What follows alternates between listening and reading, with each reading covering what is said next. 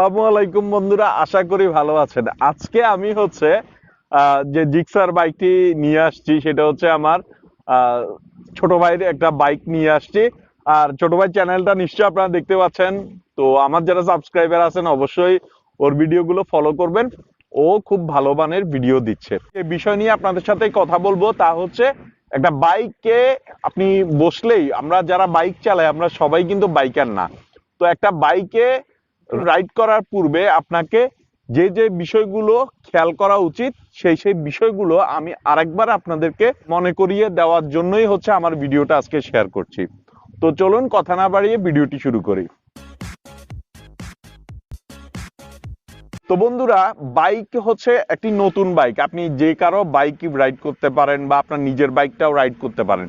তো নর্মালি হচ্ছে যদি আমরা আমাদের নিজেদের বাইকটা ইউজ করি তাহলে কিন্তু আমরা সবকিছু আমাদের মন মতোই থাকে।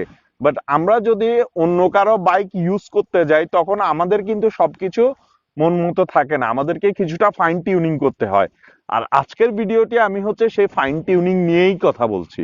তো বন্ধুরা, নর্মালি আমরা বাইক রাইড করার ক্ষেত্রে প্রথম যে শিষ্টাচার আমাদের, তা হচ্ছে অবশ্যই একটি ভালো মানের হেলমেট ব্যবহার করব। কখনোই আমরা হেলমেট ছাড়া বা নিম্নমানের হেলমেট ব্যবহার করব না। কারণ বন্ধুরা মনে রাখবেন যে টাকার চেয়ে কিন্তু আপনার জীবনের মূল্য অনেক বেশি। আপনি বেঁচে থাকলে কিন্তু অনেক টাকা ইনকাম করতে পারবেন, বাট মরে গেলে সবই শেষ।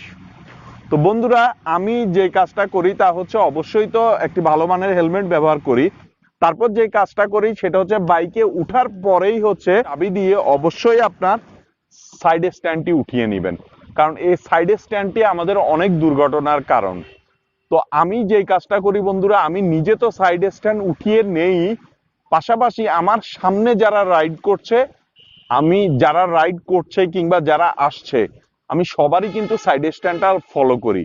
যে কারো সাইড স্ট্যান্ড যদি নিচের দিকে নামানো থাকে আমি কিন্তু সেই বাইকারকে বা সেই ভাইকে কিন্তু আমি এই বিষয়টা সচেতন করি।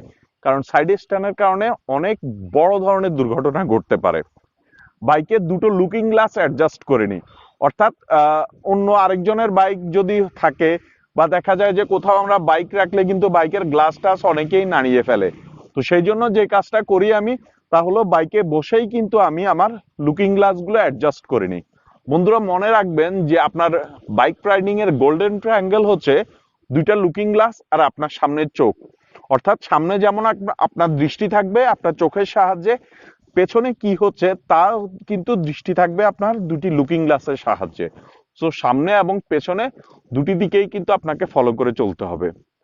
তারপর বন্ধুরা, আমি যে কাজটি করি একটি বাইকে রাইড করার পূর্বে বাইকের ব্রেক গুলো অ্যাডজাস্ট আছে কিনা সেই বিষয়টা দেখি। আর অ্যাডজাস্ট থাকলেও আমার চাহিদা মতো আছে কিনা বা আমি যেভাবে রাইড করে অভ্যস্ত সেইভাবে ব্রেকগুলো অ্যাডজাস্টেবল আছে কিনা সেটা দেখি। যদি অ্যাডজাস্ট থাকে তাহলে তো সমস্যা নেই, বা যদি অ্যাডজাস্ট না থাকে তাহলে আমি চেষ্টা করি সেইভাবে আমাকে ইউজ টু করে নেওয়ার জন্য।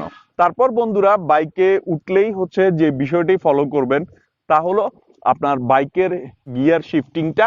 অনেকেরই কিন্তু আমাদের দেখা যায় যে অন্য আরেকটি বাইক যদি রাইড করতে যায় তাহলে কিন্তু এই সমস্যাটা হয়।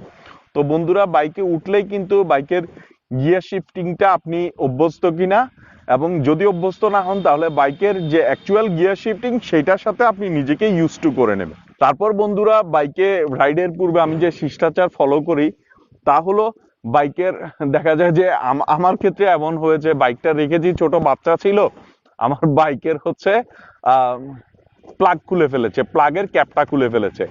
এখন আমি যতই কিক দিচ্ছি বাইকটি স্টার্ট নিচ্ছে না। তো এই ক্ষেত্রে হচ্ছে দেখা যায় যে একটু চেক করে নিবেন যে আপনার বাইকে সবকিছু ওকে আছে কিনা, এই বিষয়টা।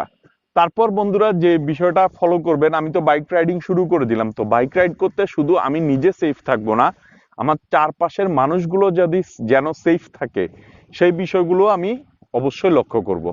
তারপর বন্ধুরা যে কাজটি করি আমি, দেখা যায় যে আমাদের সামনে যারা রাইড করছে লেডি পিলিয়ন থাকে, তাহলে হচ্ছে ওনাদের বোরকা বা পোশাক পরিচ্ছদের যে বিষয়গুলো আছে সেগুলো হচ্ছে দেখা যায় যে চেইনের মধ্যে বা চাকার মধ্যে চলে যাওয়ার সম্ভাবনা আছে।